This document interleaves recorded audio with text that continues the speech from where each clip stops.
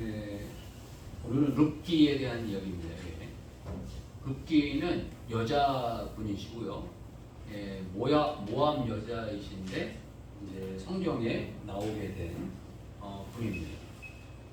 그래서 이 룻기에 대해서 약간 문제 제기를 한다고 할까요? 좀 의문점을 제기하면 일단은 그러니까 뭐 남존 여비 사상이 있어서 그런 게 아니고 이 당시의 분위기가 여자분이 성경에 등장하는 것도 대단히 희한한 일이었고 어떤 주된 내용을 가지고 쓰는 것도 희한한 일이었습니다. 지금까지 저희가 성경 구약에서부터 쭉 이렇게 내려오고 있는데 여성이 주인공이 되어갖고 이야기 나온 거는 거짓 뭐 드보라 한 분밖에 없었어요. 드보라도 특이하다고 이제 이야기했는데 드보라도 뭐 그 얘기가 조금 길게 있었지만 오늘 같은 경우에는 성경 자체에 룻이라는 이름이 딱 등장한 거예요. 룻 이렇게 딱 해갖고 등장을 해가지고 이름이 등장을 해서 이분의 이름이 등장해서 한 권에 성경이 만들어지게 된 것도 이게 대단히 쉽지 않은 일입니다. 아주 정말 쉽지 않은 일이었고 그 당시에 시대상으로 봐갖고는 더더욱 힘든 일이었어요. 저번에도 말씀드렸지만 예수님 시대에서도 여성을 사람 취급 안 해가지고 사람 숫자에도 집어넣지 않는 한마디로 사람으로서 취급을 안 하는 그런 시대에 여자분이 존중을 받았고 존중을 받을 뿐만 아니라 이 룻이라는 이 여성분의 이름을 써가지고 성경에 들어왔다는 것은 대단히 이렇게 놀라운 일이었고 이 예수님으로부터 이 룻이 한 몇 년 전이었을까 이렇게 따져보게 되면 최소 1000년 이상은 1000년 전 이야기거든요. 그러니까 더더욱 어려운 거예요. 그냥 어려운 게 아니라 매우 어려운 일이었고요. 그 다음에 더 이걸 또 이제 확대해서 가면 그 여성분의 이름을 가지고 이 성경에 이름이 적힌 곳이 있을까 이렇게 생각을 해보게 됐어요. 그랬는데 되게 이제 사람 이름을 가지고 성경 이름을 이렇게 한 곳들이 가끔씩 있습니다. 뭐 마테마가 누가 요구하는 거 다 자기 이름을 딴 거고요. 그 다음은 뭐 디모데 전후서, 디도서, 유다서, 뭐 요한 1, 2서 뭐 다 요한계시록 다 자기 이름을 딴 거고요. 뭐 이렇게 자기 이름을 땄고 뒤에 선지서들 뭐 이사야부터 시작해갖고 대부분이 다 자기 이름들을 딴 겁니다. 그런데 이제 다 남자예요. 지금까지 말씀드린 다 남자고 여성분의 이름이 딱 한 문자 나오는데 에스더가 하나 나옵니다. 그런데 에스더하고 룻기는 약간 다르다고 볼 수 있어요. 왜 그러냐면 에스더서하고 룻기는 일단 기본적으로 에스더는 이스라엘 사람이에요. 이스라엘 유다의 베냐민 지파의 사람이었고요. 이분은 모압 여자예요. 이 모압 여자의 이름을 땄다는 게 왜 이렇게 심각한 건지 조금 이따 더 설명을 드릴게요. 그러니까 이 차이가 있죠. 이스라엘 여자고 이 사람은 이방 여자인데 이방 여자의 이름을 따가지고 성경 이름을 썼는데 에스더서하고 이 모압 여자하고 이 차이도 대단히 긴 차이입니다. 여기 뭐 포로기 그 이후에 이 에스더가 쓰여졌다 뭐 이런 이야기를 하기 때문에 최소한 700~800년 이상 차이 나는 거니까 그 연대 차이도 클 뿐만 아니라 또 이방 여자가 했다는 것도 어려운 상황인 거죠. 그리고 이 모압 여자라는 게 왜 어렵냐라고 이렇게 말씀을 드리면요. 이방 사람도 어려워요, 사실은. 그런데 특히 모압이라는 사람이 모압 지파가 어렵습니다. 왜 그러냐면 모압 지파는 아시는 분은 알겠지만 모압 지파의 조상이 누구냐고 하면요. 그때 한번 설명을 하긴 했었는데 잠깐 흘려가고 아마 다 잃어버리셨을 텐데 모압과 암몬족 속에 후손에 이 조상이 있습니다. 조상이 누구냐고 하면 비슷하게 맞추고 계신데 예. 와, 이거 뭐 상품이 있으면 상품을 하나 드렸으면 좋겠는데 뭐 나중에 뭐 초콜릿 하나 갖다 놓든지 해야 되겠네. 롯이면 롯 비슷하죠? 롯의 그 근친상간에 의해서 낳은 자손들이 이 모압과 암몬 족속입니다. 그래서 신명기 23년 3절을 보게 되면 암몬 사람과 모압 사람은 여호와의 총회에 들어오지 못하리니 그들에게 속한 자는 10대뿐 아니라 영원히 여호와의 총회에 들어오지 못하리라. 그러니까 이 하나님께서 이 근친상간해가지고 이게 난 자손은 이게 말씀하시지만 영원히 여호와의 총회에 들어오지 못하리니 라고 해서 이 모압 족속은 완전히 배제를 하셨어요. 신명기에서. 그리고 신명기하고 이 룻기는 어떻게 따지면 그렇게 긴 기간이 아니에요. 아까도 얘기했죠. 사사기 끝난 다음에 바로 룻기 나오니까 이 기간이 그렇게 길다고 보기를 어려워요. 그렇지만 뭐 1, 20년 얘기는 아니고 몇백 년 얘기겠죠. 몇백 년 지난 이후지만 그 어떤 전통과 그런 게 남아있을 상황인데도 불구하고 모압 여자가 이 하여간 성경에 들어오게 되었다는 이 말씀을 해주시고 있습니다. 그러니까 이게 의미가 큰 거죠. 그래서 많은 분들이 이 룻기에 대해서 이야기를 할 때 룻이 어떤 사람이냐, 도대체 룻이 이거 뭘 했던 사람이고 뭘 했기 때문에 이렇게까지 이렇게 하나님께서 이 모압이라는 사람을 거부하셨는데 그 계획을 뒤집어 엎으셔서 이 사람을 그 등용시키고 성경의 인물로 만드시고 또 여성인데도 불구하고 이렇게 성경의 한 페이지를 만들게 했느냐라는 이렇게 그 의문을 제기해서 이분의 신앙에 이렇게 초점을 맞췄어요. 그래서 이분의 신앙이 뭔 신앙이었냐? 그래서 이분의 신앙이 얼마나 이렇게 귀한 신앙이었길래 이분을 이렇게 하셨느냐라고 이제 초점을 맞췄는데 요 근래에는 또 어떤 개념으로 보게 되냐면 이 성경을 하나님의 나라의 개념으로 보고 또 하나님께서는 이게 예수 그리스도 중심으로 이 성경을 보다 보니까 예수 그리스도는 이 땅의 왕이시잖아요. 그러니까 구약에서부터 주된 인물에 왕 같은 주된 인물이 늘 있었어요.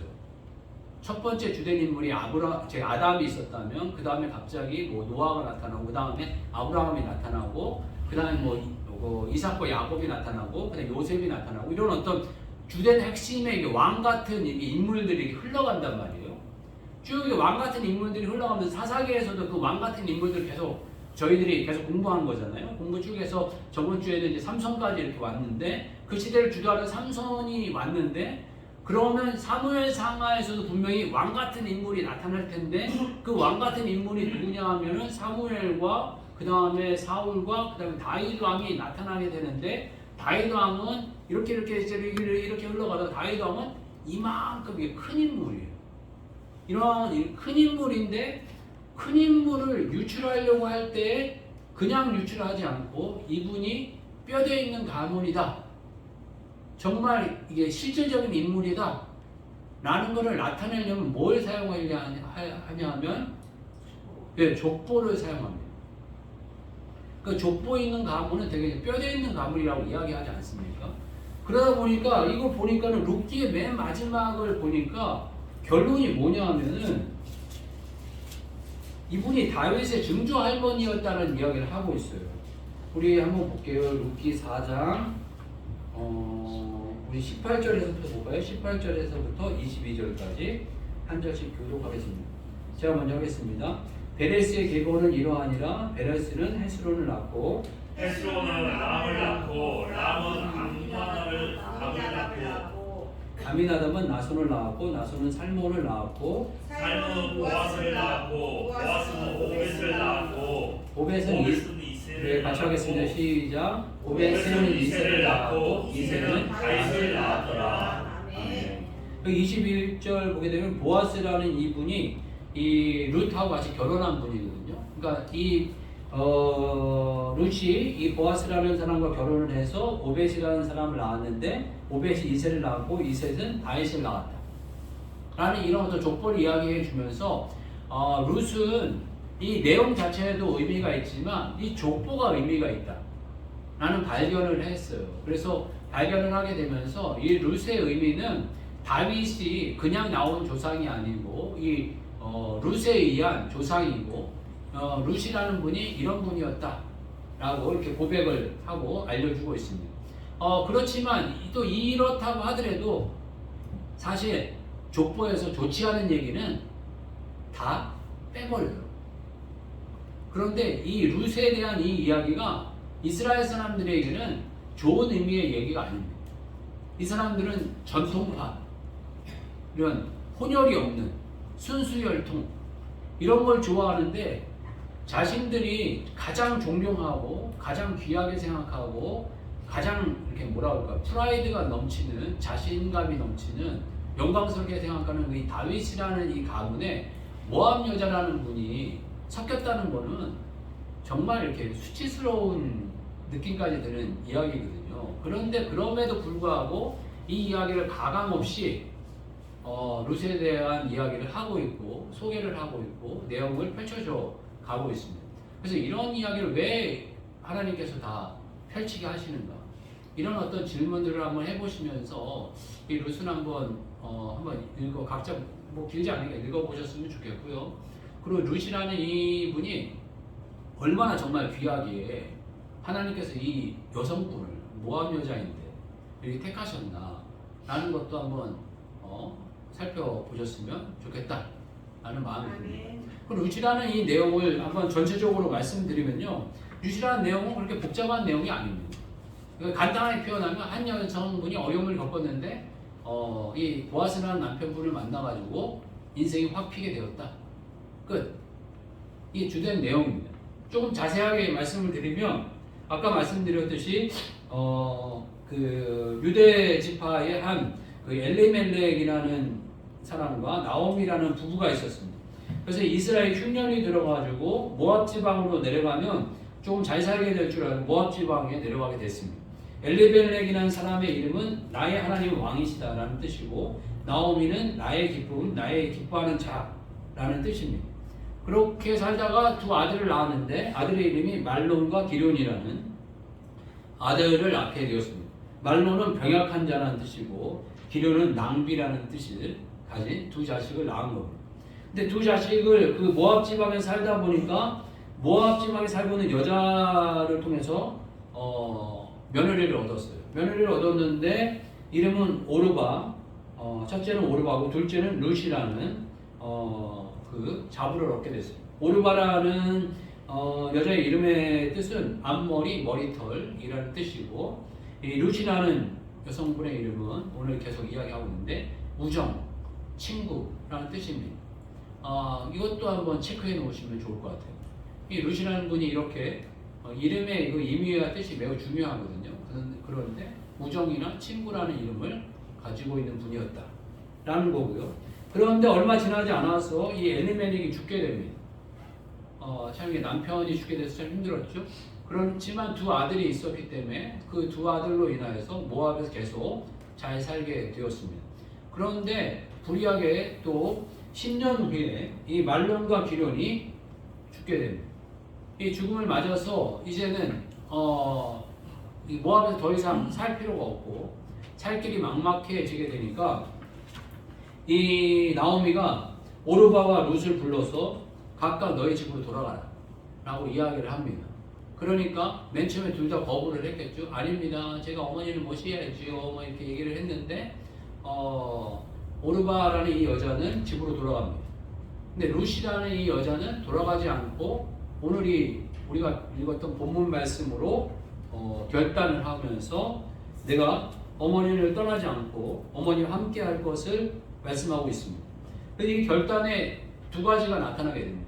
하나는 하나님을 결단한 것과 하나는 어머니를 끝까지 모시겠다는 결단, 이 두 가지 결단을 합니다. 그래서 15절 보게 되면 나오미가 또 이르되 보라 내 동서는 그 백성과 그의 신들에게로 돌아가니 너도 너의 동서를 따라 돌아가라 이렇게 표현합니다. 그러니까 이 백성이 돌아가는 것이 신들에게로 돌아가는, 그러니까 신을 선택하는 거다라는 표현을 합니다. 그러니까 굳이 왜 이런 표현을 하셨는지 모르겠지만, 그러니까 신을 선택한다는 이런 표현을 합니다. 그래서 표현을 하니까 이 룻이 분명히 표현을 합니다.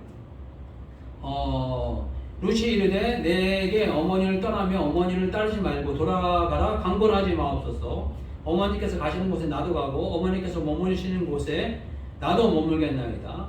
어머니의 백성이 나의 백성이 되고 어머니의 하나님이 나의 하나님이 되시리니 아멘. 당신과 나는 한 몸입니다. 하나님입니다. 하나님 이런 표현 정말 좋아하십니다. 아담이 아담이 된 이유를 이야기하실 때 이런 표현을 하셨다 표현합니다. 너는 하와를 보면서 너는 나다라는 표현이 있기 전에 너는 내 살 중에 살이요 뼈 중에 뼈다. 너는 나다.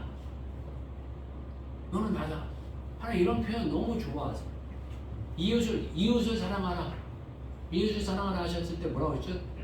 내 몸같이. 하나님 이런 표현 너무 좋아하세요. 그러니까 너와 나는 분리된 존재가 아니라 너는 나다. 내가 너고 너는 나다. 라고 이런 표현을 하시면 하나님이 막 감동하시는 거예요. 그러니까 이게 연결되면 나중에 삼위일체가 되고 하나가 되는데 이게 누군가 하나가 된다는 거를 하나님 너무너무 좋아하시는 거예요. 아마 이 룻이 축복받은 이유 가운데 막 이렇게 이유를 막 이렇게 유출을 해내자면 이 고백이 아니었을까? 저는 그런 고백도 하게 됩니다. 그러니까 난 당신을 떠날 수 없습니다. 라고 이야기를 하는데 인간적으로 보면 너무 미련한 짓이에요. 이분이 돈이 있어. 건강이 있어. 아무것도 없어. 홍만 달린 거예요. 한마디. 하나부터 열까지 이분을 다 섬겨야 돼. 그런데 나는 당신을 떠나지 않겠습니다. 나는 당신을 떠나지 않고 나는 내 살 길 찾지 않겠습니다. 이런 고백을 하는 이 여성분도 대단하시고 이런 고백을 한 이 여성분을 하나님 왜 사랑하시는지는 모르겠지만 하여간 너무너무 사랑하시는 것 같아요. 그러면서 더불어 하나님도 당신이 믿는 하나님도 나는 떠나지 않겠다. 이런 굳은 결단을 합니다. 그럼 17절 보게 되면 어머님께서 죽으시는 곳에서 나도 죽어 거기 묻힐 것이라. 갈 때까지 가겠다는 거예요. 한마디로. 만일 내가 죽는 일 외에 어머니를 떠나면 여호와께서 내게 벌을 내리시고 더 내리시기를 원하나요? 벌을 내리시기를 원합니다. 이게 아니고 벌을 더 내셔도 된다는 거예요. 나는 나한테 이런 얘기 하지 말라는 거예요. 이제 끝까지 갈 거다. 이런 어떤 마음을 갖게 되었다는 거죠. 나오미가 룻이 자기와 함께 가기로 굳게 결심함을 보고 그에게 말하기를 그치니라. 이 말해갖고 안 되겠구나 라고 해서 그치게 됐다 이런 표현을 하게 됩니다.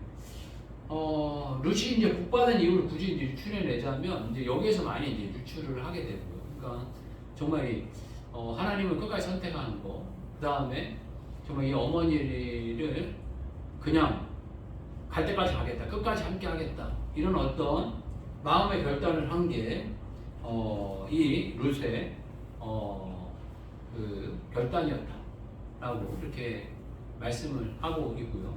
그렇지만 룻에게는 보이는 큰 장애들이 많이 있었어요. 일단은 이스라엘로 가게 되면 삶에 부딪히는 여러 가지 장애물들이 있는데 첫 번째 장애물이 모함 여자예요. 이방 여자. 일단은 이스라엘 사람들은 이방 사람을 좋아하지 않습니다. 이 이스라엘 민족 가운데 이스라엘 민족으로 들어올 수 있는 그 조건이 있어요. 조건이 뭐냐 하면은 이스라엘 여자와 이스라엘 남자가 결혼했을 때 그거는 이스라엘 사람이 됩니다. 그런데 반대로 이스라엘 남자와 이방 여자가 결혼을 하면 이스라엘 사람이 안 됩니다. 법적으로 그렇게 돼 있어요. 그러니까 어떤 부분에서 이 모함 여자인 이 이방 여자가 아이를 낳으면 이스라엘 사람이 될 수 없어요. 그러니까 어떤 부분에서 다윗이 1대가 아니고 3대, 4대가 넘었기 때문에 이스라엘 사람이 된 거지. 그 후대 오벳은 이게 이스라엘 사람이냐 아니냐 아마 논쟁이 많았을 거예요. 근데 이스라엘 사람 그 룻이 다윗을 바로 낳았다라고 하면은 이거 논쟁이 많이 됐을 거예요. 야 이거 다윗이 이스라엘 사람이냐 아니냐? 이거 이스라엘 피가 흐르는 거냐 안 흐르는 거냐 이런 얘기가 많았을 텐데 이게 이제 3, 4대가 지나니까 이게 이제 윤망문망 이제 없어진 거죠. 한 3대쯤 지나면 이런 얘기가 없어지는 이런 상황이 이제 흘러가니까 이제 얘기가 없어졌는데 그만큼 이 시대와 이 민족성 자체가 이방 사람을 전혀 이렇게 받아들이지 않는 그런 상황이라는 거예요. 그런데 엎친 데 덮친 격으로 과부예요. 그나마 남편이라도 있었으면은 아마 이스라엘 사람들이 그 조금 이렇게 남편을 보고 존중했을 수도 있어요. 근데 남편도 없는 과부를 누가 존중을 하겠어요? 요즘 시대만 같아도 사실은 여성분들이 경제 활동을 하니까 이 여성분들에 대해서 이렇게 그 무시하고 이런 경우들이 좀 드물겠지만 과거에 뭐 저희 어린 시절만 하더라도 과부인 분들이 이렇게 혼자 산다는 거는 참 쉽지 않았어요. 정말 쉽지 않았어요. 되게 과부인 분들이 경제 활동했다고 해가지고 얘기 나오는 거 보면은 되게 삭바느질. 삭바느질이라는 게 뭐 남의 집 그 바느질 할 거 받아다가 바느질해서 이제 주는데 뭐 그게 뭐 얼마나 버시겠어요. 근데 뭐 그거 버셔가지고 자녀들 대학 보냈다고 하시는 분들도 계시니까 정말 기적 같은 일을 뭐 기적이 아니면 있을 수 없는 뭐 그런 일들이었고 경제 활동 자체가 이게 어려웠는데 뭐 이 당시는 마찬가지죠. 경제 활동 자체가 아예 이제 없는 그런 상황에 이 여성분이 이스라엘로 들어가야 되는 그런 상황이었고 거기에만 또 그치는 게 아니라 또 이게 그 부담이 시어머니를 모셔야 돼요. 자기 몸만 건수하는 거 아니라 시어머니를 모셔야 되는 그런 상황이고 또 여자이고 뭐 이런 어떤 그 어려운 문제가 너무나도 많이 있다는 거죠. 이런 게 막막하고 앞이 보이지 않고 답답하기만 한 정말 이게 아무것도 풀릴래야 풀릴 수 없는 문제. 그리고 이분이 나중에 이제 경제 활동을 하는데 경제 활동을 뭘 하냐면 이스라엘 사람들이 하는 그 예법이 하나 있는데 성경상에서 추수를 할 때 곡식 알이 떨어진 거는 줍지 마라. 그리고 웬만하면은 이게 그 당시 모판이 이렇게 네모 반듯하지 않았기 때문에 구석에 있는 모판은 줍지 마라. 거두지 마라. 그냥 흘려 내버려둬라. 이게 이스라엘의 예법이에요. 그래서 이게 추수를 하게 되면 추수하다가 곡식 알이 이렇게 떨어지면 줍지 않고 그냥 흘려보내고 그 다음에 곡식 구석 같은 데 이렇게 뭔가 있으면은 그거 건드리지 말고 싹 걷지 말고 그냥 내비두고 이걸 왜 그렇게 했냐면 가난한 자나 고아나 과부나 객을 위해서 내버려 두는 거예요. 그럼 우리 옛날에는 까치밥이라고 했죠. 감 같은 거에서 어르신들 다 따지 마라. 몇 개 남겨놓으라. 어렵게 따기 어려운 것들은 남겨둬서 까치가 밥 먹고 다른 사람들이 먹을 수 있도록 내버려라 이렇게 하셨듯이 이스라엘은 아예 이 법에 율법에 그렇게 할 것을 명령하셨어요. 그런데 이분이 뭘 경제활동을 뭐 했냐면 나가갖고 그렇게 떨어진 이삭을 줍는 거, 이삭 죽게 하는 거. 줍는 게 이 사람의 경제활동이었던 거예요. 그러니까 이게 먹고 살기가 막막했다는 거죠. 그만큼 막막한 이런 상황이 있었는데 이 여성분이 한 방에 역전을 합니다. 이 룻기는 한 방에 역전된 사건을 이야기하고 있는데 그게 뭐냐면 보아스라는 남편을 만나가지고 인생이 한 방에 역전되었다 라는 것을 우리들에게 알려주시고 말씀해 주시고 계십니다. 그러니까 우리의 인생이 앞이 안 보이고 답답하고 정말 온통 정말 앞길이 막히고 뒤가 막히고 양옆이 막히고 밑에가 막히고 위에가 막히고 다 막힐 것 같은 온통 어둠의 시간이 있다 하더라도 신랑 하나 잘 만나면 인생 핀다라는 거예요. 신부된 우리가 신랑 대신 예수님 한 분 만나면 인생 피고 인생 바뀐다 라는 것을 이 룻기는 우리들에게 말씀해 주고 계십니다. 여러분, 여러분의 인생의 모든 문제가 여러분들의 힘과 능력으로는 풀 수 없습니다. 여러분들이 아무리 노력해봤자 이상 몇 개 죽는 거예요. 여러분들의 인생은 어떤 면에서 이 룻 같은 표현의 구만리장천인데 이삭 주어야 하루 먹고 사는 거예요. 여러분이 아무리 노력하고 아무리 애쓰고 힘써봤자 여러분들의 애씀과 모든 노력은 하루 먹고 살 일을 해결할 일에 집중하는 거예요. 그렇지만 신랑 대신 예수님 만나면 인생 피고 팔자 피고 삶이 완전히 변하게 된다는 것을 룻기는 우리들에게 교훈으로 말씀해 주시고 계십니다. 아멘. 그래서 이 여자분의 아까 말씀했던 이 모든 문제가 모함 여자였고 시어머니를 섬겨야 되고 뭐 여자이시고 또 그 남편도 잃어버리고 이 모든 문제가 한 방에 그냥 해결되는 거예요.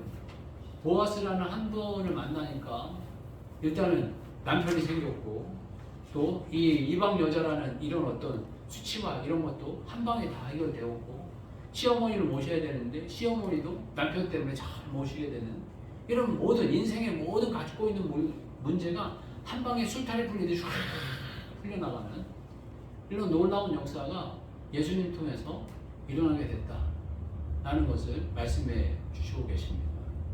그러면서 이 모함 여자에게는 어떤 신앙이 있었나라는 생각을 해보게 될 때 첫 번째 아까 이제 말씀드렸듯이 하나님을 선택했다는 거예요. 여호와 하나님을 선택하기로 결정을 하게 되었고 그 두 번째로서는 이 주어진 그 어머니를 끝까지 함께 하기로 결단했다라는 거예요. 그분과 함께 가기로 하고 그분이 죽으시는 곳에서 나도 죽겠다. 그 어떤 마음의 결단뿐만 아니라 이게 어겨지면 벌 벌을 내리셔도 된다. 라는 이런 어떤 결단을 하게 되었다는 거예요. 그 다음에 또 이 두 번째로서 이야기를 한다면 삶에 주어진 것에 대해서 돌파를 위해서 최선을 다했다는 거예요. 자기가 이걸 돌파하기 위해서 이삭을 죽는 일을 했는데 성실하게 했던 것 같아요. 룻기 2장 7절 보게 되면 그의 말이 나로 베는 자를 따라 단 사이에서 이삭을 죽게 하소서 하였고 아침부터 와서는 잠시 집에서 쉰 외에 지금까지 계속하는 중이니이다. 그러니까 아침부터 시작해가지고 아마 열심히 아마 새벽부터 했는지도 모르겠어요. 새벽부터 해가지고 쭉 하다가 이스라엘은 더우니까 식사하러 잠깐 집에 들어가서 조금 쉬다가 더위가 또 약간 줄어들면 나와가지고 또 저녁까지 또 열심히 일을 했는 것 같아요. 그러니까 좀 열심히 하니까 이 보아스가 저 여자는 누군데 저렇게 여기 와서 일을 하냐 저러고 있냐 라고 이제 물어봤는 것 같아요. 그러니까 종이 이 대답을 하는 거예요. 아, 저 여자는 이런 사람인데 여기 와가지고 이 일을 합니다. 그러니까 모함 여자라는 사람이 뭐 밭이 넓었으니까 저렇게 뭐 일하는 사람이 여러 사람이 있었겠죠, 사실. 그 눈에 띄게 열심히 뭐 젊은 여자가 하는 사람이 있으니까 저 사람 못 보던 사람인데 왜 저렇게 여기 와가지고 저러고 있냐라고 이제 물어봤던 것 같아요. 그냥 눈에 띄기만큼 아주 바지런하고 열심히 이렇게 했던 것 같습니다. 그런 어떤 열심이 있었던 분이었던 것 같고요. 또 세 번째로서는 제가 또 생각드는 건 뭐냐면 어머니를 존중하고 어머니 말씀에 순종했다는 거예요. 여기 보면 이 보아스를 만나게 될 때 그 만나는 이 과정이 있는데 그 만나는 과정을 이 어머니가 주선을 합니다. 이스라엘은 기업 물을 자가 있어서 친척이 어려움 당한 그 친척의 어려움을 다 풀어주는 그런 어떤 전통이 있는데 그 가까운 친척이 보아스라는 거예요. 더 가까운 친척들도 있었지만 이 보아스라는 남자가 이 가까운 친척이니까 보아스가 이제 결혼도 안 하고 노총각이니까 어떻게 좀 주선을 해보려고 했는데 주선의 계획을 이 나오미가 짭니다. 추수 때에 이 사람 추수 다 하고 난 다음에 거하게 술이 취해갖고 누워서 잠을 자면 그 옆에 너도 같이 누워서 있어. 그러면 보아스가 알아서 할 거야. 라고 이렇게 지혜를 내줍니다. 그런데 정말로 보아스가 술 취해서 이렇게 쫙 잠이 드니까 룻이 가가지고 그 옆에 딱 같이 누웠어요. 그러니까 일어나 보니까 이 보아스 옆에 룻이 있는 걸 보고 깜짝 놀래. 그러니까는 이 여자가 무슨 의미로 자기 옆에 같이 누워 있는 걸 알고 이 룻을 보호하면서 그 밤에 알았다 해가지고 곡식을 이렇게 싸가지고 나를 선택해 준 거 너무너무나 고맙다 라고 이야기를 하면서 내가 알아서 뒷일을 처리하겠다라고 이야기를 하고 새벽에 동이 밝기 전에 이 룻을 집으로 돌려보내고 난 다음에 이제 보아스가 일을 시작합니다. 룻을 아내로 맡기 위해서 이제 일을 시작해서 더 가까운 친척에게 가서 이 내가 룻의 가정을 회복하려고 한다. 네가 먼저 우선권이 있으니까 네가 하면은 내가 안 하겠다라고 이야기를 하는데 그 사람이 안 하겠다고 거절을 합니다. 이 재산을 회복해주면 이 재산이 자기의 것이 아니라 룻의 가족으로 나오미의 자손으로 다 넘어가니까 자기는 그걸 못하겠다. 재산 뺏기는 일은 못하겠다라고 이야기를 합니다. 그러니까 보아스는 자기의 재산을 뺏겨도 이 룻을 위해서라면 얼마든지 하겠다라는 마음으로 룻을 아내로 맞아들이는 삶이 일어나게 됩니다. 그러니까 이 주선의 이 어떤 이야기를 나오미가 이렇게 지혜롭게 이렇게 한 거예요. 그런데 룻이 거기다 대놓고 어머니 창피한데 그걸 어떻게 해요? 남들이 보면 어떻게 해요? 아니면 보아스가 날 보고 아니 이것이 어디 그냥 오밤중에 나한테 와가지고 이렇게 하면 어떻게 해요? 라고 이야기를 할 수도 있는데 아무 소리 안 하고 어머니 시킨 대로 하는 거예요. 이게 성공할 거라고 어떻게 보장합니까? 이 내용이 자체가 이렇게 아름답게 흘러가지고 성공을 했으니까 우리가 너무 좋지만 이게 성공 안 하면 이 룻의 입장에서 얼마나 또 창피하고 수치스러운 일이었겠어요. 그렇지만 어머니가 시키니까 그냥 순종하고 이렇게 했던 이 일을 통해서 이 모든 것들이 아름답게 마무리가 되어지게 됩니다. 이러한 모습을 통해서 제가 배우게 되는 것은 정말 여호와 하나님께서 모든 것을 다 바꾸실 수 있다 라는 걸 느끼게 되고 또 좋은 사람을 만나면 인생의 삶이 완전히 변한다. 보아스라는 사람을 만나서 완전히 인생이 변했죠. 그리고 또 이 부분이 제가 여러분들에게 더 나누고 싶은 부분인데 룻의 여러 축복 가운데 하나가 있었는데 룻이 받은 축복 가운데 여러 가지 이제 삶의 현장의 축복이 있었지만 가장 큰 축복은 다윗의 할머니가 되었다는 거죠. 아멘. 여기에서 다윗의 할머니가 아니었으면요, 이 룻이 이 성경에 못 등장했을 수도 있어요. 그런 훌륭한 사람이 있었더라라고 얘기하고 끝났을 수 있어요. 성경에는요, 두 가지의 놀라운 축복이 있습니다. 첫 번째의 축복은요, 영혼 구원의 축복이에요. 그리고 영적인 이 세대를 낳은 사람의 축복. 그러니까 이 영적인 대를 잘 낳으면 이게 성경의 이름이 나오기 시작하는 거예요. 이 바울 같은 분, 영적인 다음 세대를 잘 낳으니까 성경에 기름되어지고 대대로 그 이름이 기억되죠. 그 대대로 그 이름이 놀랍게 되어지죠. 두 번째 축복은 성전 건축의 축복이에요. 사무엘하 7장 보게 되면 놀라운 축복을 하나님께서 허락해 주시죠. 그러니까 이 두 가지의 축복이 늘 있습니다. 여러분들이 이 축복을 다 받으시길 바랍니다. 첫 번째는 제자를 낳는 축복. 두 번째는 교회를 건강하게 세우는 축복이에요. 우리가 교회를 건강하게 세우고 아예 교회를 건축을 해버리고 이런 일을 하게 되면 하나님 정말 놀라운 축복을 주십니다. 이 두 가지 축복이 여러분들에게 있어서 특히 이 제자를 낳는 축복, 사람을 낳는 축복이 있어서 이거는 사람이 받게 된 축복 가운데 가장 크고 가장 영광스러운 축복을 주시는 겁니다. 이 축복이 있어서 이 룻과 같이 정말 이 이름이 기억되어지고 모든 장애물이 극복되어지고 대대로 이름이 이렇게 논하여지고 이야기되고 고백되어지고 기억되어지는 삶이 되시길 여러분 축복합니다. 다시 한번 기도하겠습니다. 기도할 때 룻을 저희들 기억하면서 정말 이 대대로 기억되어지는 이 축복 가운데가 있게 해달라고 같이 한번 기도하겠습니다. 주여 한번 외치고